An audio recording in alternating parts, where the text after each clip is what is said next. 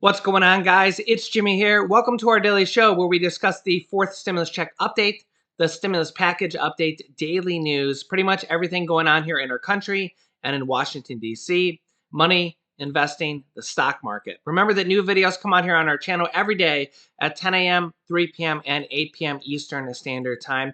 I will keep you up to date with everything. If you haven't subscribed yet, make sure to subscribe down below so you don't miss out on new updates. And if you find these videos helpful, don't forget to hit the like button for us down below. White House Press Secretary Jen Psaki has tested positive for COVID-19. So they have just announced that she has tested positive for the virus and that she has not been in contact with the president. So we wish her well. Here is her statement. White House Press Secretary Jen Psaki has tested positive for the virus on Sunday, becoming the highest-ranking White House official to publicly disclose that they have contracted the virus. She says, quote, "While I have not had close contact in person with the president or senior members of the White House staff since Wednesday, and tested negative for 4 days after the last contact, I am disclosing today positive test out of an abundance of transparency," she said in a statement. "I last saw the president on Tuesday when we sat outside more than 6 feet apart and we wore masks." Jen Psaki opted not to travel with President Biden and other staff members to Europe on Thursday after a member of her household tested positive for the virus, she said in a statement. Jen Psaki said she is vaccinated and has mild symptoms. She will return to work after a 10-day quarantine and following a negative test. The press secretary typically interacts regularly with the president, making her positive test particularly notable. Biden received his booster shot earlier this month, but at age 78, he is still considered in a high-risk category should he contract the virus. Next up, here is an interesting interview between two different Republican and Democrat representatives kind of sparring over their differences in ideology over the stimulus package. Check this out. I think there are two reasons that the poll numbers have been down, because everyone knows some of them that have been down. One is the headlines have shown that, there's bickering and we haven't been able to get things done. People don't like gridlock. And two, it's been a tough year. I mean, there's no doubt with Delta variant and with people not getting the supplies that they want, it's a tough year. And my view is these bills will address that and will help put the country on the right track. Congressman Comer, one of the things that's in these bills, which is pretty interesting, we're talking about it on Friday, is effectively the subsidy to the auto industry, but specifically to automakers that are unionized on a relative basis to those that are ununionized. This will impact actually some of the vehicle makers in your state, also impacts the likes of Tesla. Do you think that's fair? No, I don't think it's fair, and I think that this goes along with a pattern of Democrats picking winners and losers in this legislation. You've had a lot of employers on your show over the last 6 months, and they're all complaining about trying to find workers. So if the goal of the Democrats in Congress now is to pass a bill, spend trillions of dollars to try to create more jobs, there are over 10 million jobs available in our economy right now. We need to get people back into the workforce. And I just don't think that this is the right direction. It's not the right time to raise taxes. And when you're doing a bill the way that the Democrats are doing this bill, behind closed doors, there's no transparency. They're talking about expanding prescription drugs. We know historically, anytime Congress has tried to do anything major to change the healthcare laws, there have always been unintended consequences that always fall back and have a negative impact on small business. So we just don't like anything about this bill. We don't think it's the right time to do it. And I don't think you're going to see any Republicans support this bill. Right. Congressman Kano, what do you make of the auto piece? It specifically seems to be targeting Tesla. I think we should just be honest about it. I mean, to some degree, you could argue that it will impact Toyota, which is based where Congressman Comer is, of course. But do you think that's a fair way to do it? And mind you, it appears to me, at least, that Tesla workers have actually made more money than the unionized workers in Detroit. I think it's fair to have a broad incentive for electric vehicles and to prioritize union workers. And that's helping the working class. I don't think any company should be singled out. But let me just say to Representative Comer, we have a good relationship. We're on the same committee. This has been the most transparent process. I mean, every part of this bill has been litigated in the media. And the reality is that there's a philosophical difference. The Democrats actually believe that putting money in the pockets of the working class, huge tax cuts for the working class, child tax credit, earned income tax credit is good policy, and raise taxes on those making over 10 million. And the Trump tax cuts was give the tax cuts to the very wealthy. That'll fuel growth. It's just a difference in philosophy. Congressman Comer?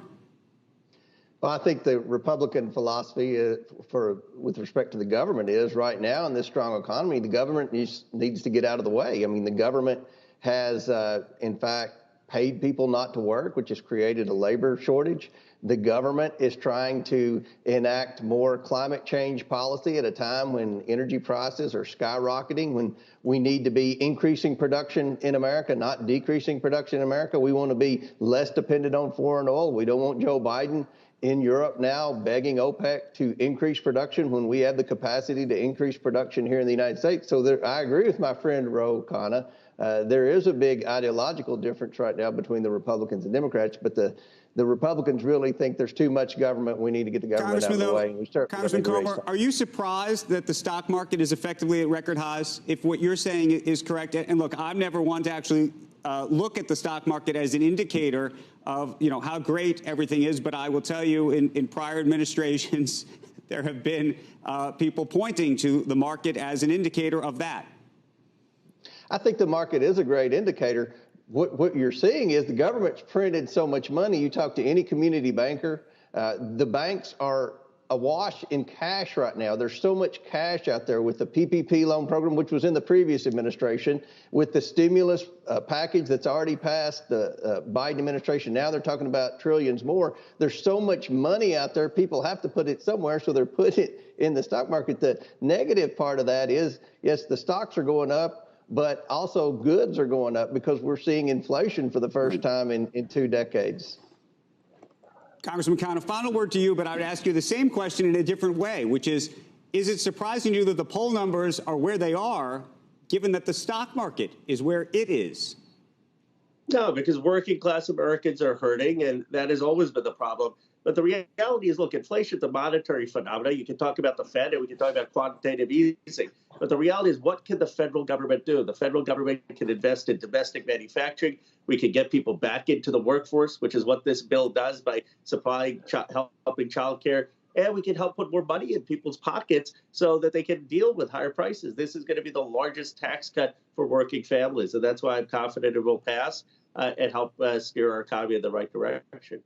So yeah, let me know your thoughts down below in the comments. The Republican versus the Democrat, different ideologies. Yeah, let me know your thoughts. Which one do you agree with? Do you agree with a blend of them? I could definitely see a little bit of both. A little bit. I definitely can agree with a little bit of each. Let me know your thoughts down below in the comments. You noticed that Democratic Representative Ro Khanna talked about putting money in people's pockets there at the end. There are several different programs that are going to or will or potentially will put money in people's pockets. And when we look at the stimulus package here, and again, it depends on what programs of this stimulus package will put money or could put money in your pocket. We talk about things like the child tax credits, those monthly payments going out to 65 million children. They want to extend that for 1 more year. That would be $250 per month for children over the age of 6 for 1 more year. And for children under the age of 6, 5 and under, would be $300 per month for 1 more year. They're also talking about child care, which would be a lot of families would get it for free, where you wouldn't have to pay for it at all. So if you're a low-income working family, you would get it for free, depending on income thresholds that we'll have to see what ends up being in the final bill. And then no family will pay more than 7%. Again, remember, nothing's set in stone until this stimulus package is passed. But right now, a lot of low and middle income families pay somewhere between 20 to 33% of their income, depending on how much money you make. So it's a lot of money. We had a representative on the show here yesterday that said in her state that the average amount that a family pays in her state was $21,000 a year for childcare. Wow. Yeah, so we had her on the show yesterday, and yeah, $21,000 a year. Imagine paying that for childcare. So, say mom and dad go to work, they have to put their children in childcare, and they're paying $21,000 a year.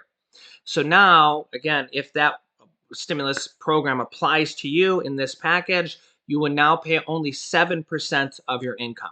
So there's going to be, and I don't know how it's going to work. I think it's going to be a tax subsidy where you're going to get a big tax refund or rebate once you file your taxes.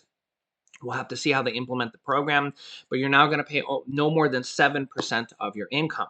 There's also going to be 2 years of universal pre-K, basically free kindergarten. So right now, in the majority of states, especially in my states, most states, you have to pay for that. So it's thousands of dollars a year. They're now going to make that free, just like regular schooling is, where you go from grade 1 through grade 12. I mean, some states you have to pay an extra tax for it. But for the most part, you don't shell out money when you go to school. You go to grade 5, grade 6, grade 7. You don't pay money directly to go to school. So they want to make that preschool now the same way. Right now, for most states, when you go to preschool, you literally have to pay to go to preschool. So that family, and a lot of families can't afford to go to preschool, so the child chooses not to go to preschool. So they want to make preschool now basically like regular school, where it's included. It's just like regular school. You just go to regular school and it's included for free, basically, or included with the normal taxes that taxpayers pay. There's going to be between 150 to 200 billion dollars for public housing, affordable housing, and 25 billion dollars in there for rent assistance on top of the rent assistance that is already available right now. So there will be $25 billion more in rent assistance. So if you know how to apply for a rent assistance, there's going to be more of this available right now, where the government will literally give you money or give your landlord money to pay your rent for anywhere from 3 months to 12 months of rent. We have already had thousands of people on this channel get their rent paid for anywhere from 3 months, 6 months, 12 months of rent. So if your rent is $1,000 a month, just for a nice round number, I know your rent could be more or less, but you literally can get your rent paid for several months. So I have a video showing you how to do this. Might take you about an hour to apply. It's completely free to do so, but this is kind of like a stimulus check, but actually can be a lot more. If you think about a $1,400 stimulus check, that could be 1 or 2 months of your rent. You can get a lot more of that with rent assistance. And rent assistance is available right now in all 50 states. And there's going to be $25 billion more of that available with this next stimulus package. So kind of some of the stuff that they're doing is stuff you have to like apply for, like rent assistance, and there's going to be $25 billion more in this next stimulus package. So we're hoping that they do besides the child tax credit, those monthly stimulus checks for children, they were originally passed in the third stimulus check package, and they want to do another year of that as well. We're hoping that they do a check for adults, but if they don't, there is still other programs like rent assistance, and there's going to be another $25 billion of rent assistance. We have already had thousands of people on this show, or viewers of this show, I should say, that have already gotten rent assistance, and some people have already gotten it twice. And if your rent assistance, if you get 3 months or 6 months, you can get it again. If you've gotten it denied for it, you might want to apply again. Or if you haven't applied yet, you might want to apply, because this is a stimulus type of provision that you can get, and it's in most cases worth a lot more than, say, a $1,400 stimulus check. So I will link you to a video on showing you how to do that here in just a moment here at the end of that video. So yeah, that's a very big stimulus provision that was in the last stimulus package. Money is available for it right now, and there's going to be even more money for that in this next stimulus package. And there's also, they're looking to include an $800 stimulus debit card for Medicare recipients to pay for medical and dental um, procedures. So that is another something that could be included in here as well for Medicare recipients to pay for medical and dental. So $800 is something that they are considering right now. We hope that makes it to the finish line as well. And that would be for if you're on Medicare. So there are several different things that they're kicking around. One of the other big things that they're looking to include right now is you can see here Senator Bernie Sanders working to get prescription drug pricing provisions in the social spending bill. It does look very hopeful right now that they are going to get some provisions in here to lower prescription drug pricing. This is something that will basically put money in your pocket, so to speak, if you pay for prescription drugs. Basically, it'll be a savings every single month if you pay for this, because most likely it will cover the prescriptions that you pay for. Again, it's not going to cover all of them, but there's probably a pretty good chance that it'll cover the prescriptions you pay for, unless you're on a brand new prescription that just came out. It probably won't cover that. But there's probably a pretty good chance it will cover that, and it probably will be lowered. So we'll have to see. Everybody's prescriptions will be different, and how much you will save, I really can't even guess on everybody's situation will be different.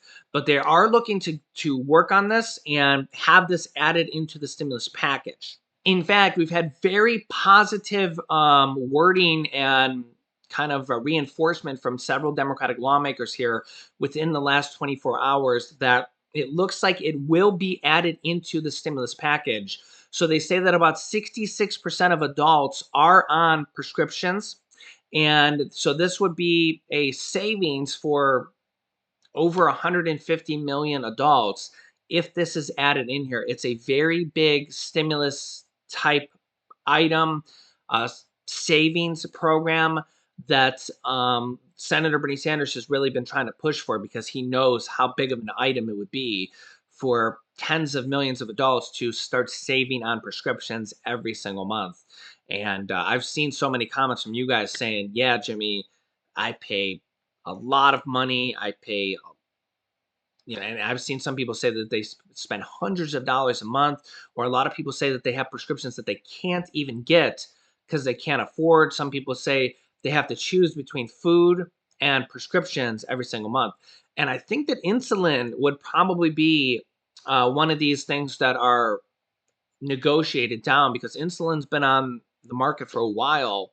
So I would think that insulin and inhalers would be one of those things that would be negotiated down, that would have savings on them. So um, yeah, I think that this would be a very, very good thing for millions of adults. And just to even have the ability for the government to negotiate the prices down on these would be a drastically really good thing for Americans to even have a system where we can negotiate prices with the pharmaceutical industry.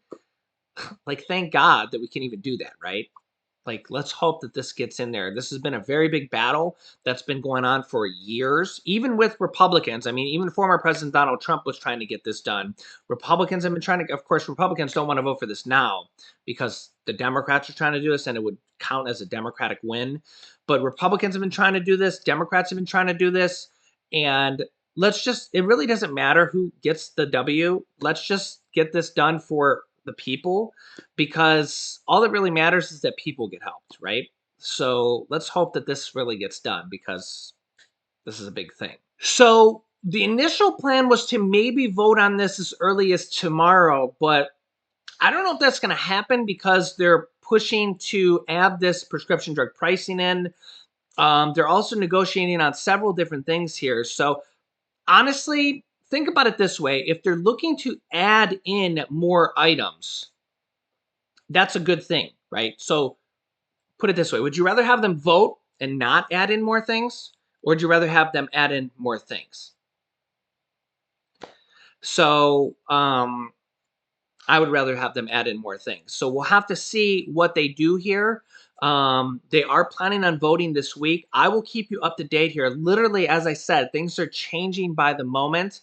They're adding in things at the last moment as well, which is a very good thing here. I will keep you up to date on everything that they're trying to do, everything they're trying to add in at the very last moment. Also, when they do start the voting process, they go through a thing called a vote-a-rama, where they go through like an amendment process. And they do this in the Senate as well. Remember, the House is going to vote first, and then the Senate is going to vote, where they go and they try to add in things on the floor. Okay, so please keep that in mind as well. So when they actually go through the voting process, they go through a process called the vote-a-rama, where they try to add in things literally on the floor at the last moment as well. So I will keep you up to date. And when they go to vote on the Senate, remember the last time around when the House voted, the House passed the bill, and then the Senate passed a different bill, and the Senate actually added in that $10,200 tax-free unemployment provision, where if you had unemployment income, it made the first $10,200 of unemployment income tax-free, retroactive for the year 2020.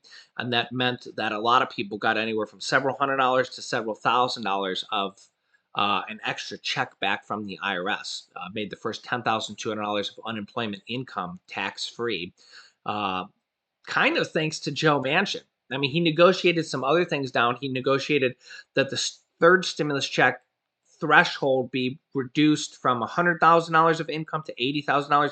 He didn't think that people making $100,000 single filers should get a stimulus check, and he reduced it to $80,000. Some people think that's rightfully so.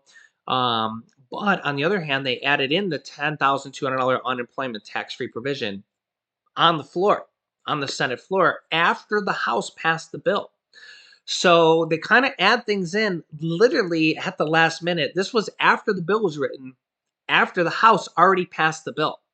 So even after the House passes the bill, after the bill's written, the Senate can even add things in at the last moment. So when we talk about last moment, that shows you how last moment things can be added. That's after the House passed the bill in the last time around. So I'll keep you up to date here. So remember, things can literally be added in at the last moment. Even with Joe Manchin, Joe Manchin was actually responsible for that stimulus item. And if you had unemployment income from 2020, you can kind of thank Joe Manchin for that, ironically, as that sounds. He was kind of to thank for that because he was part of that negotiation. He wanted to lower the income threshold for the third stimulus check. He didn't think people making $100,000 should get that check.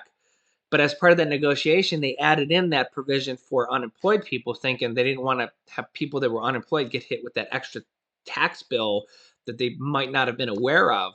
So they kind of added that in to help those people out. So as crazy as it sounds, you could maybe thank Joe Manchin for that.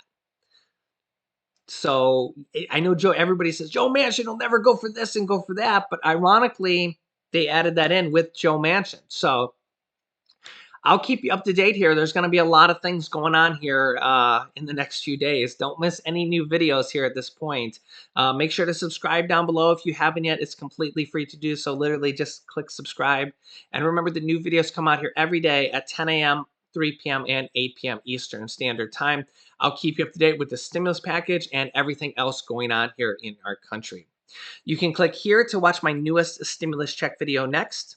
And this video is how to apply for rent assistance. If you haven't applied for that and you're low income, if you've been on unemployment, if you're behind on rent, or any of those type of things, you want to click on this video and go and apply. It'll take you maybe an hour to do so. So click on one of those videos next.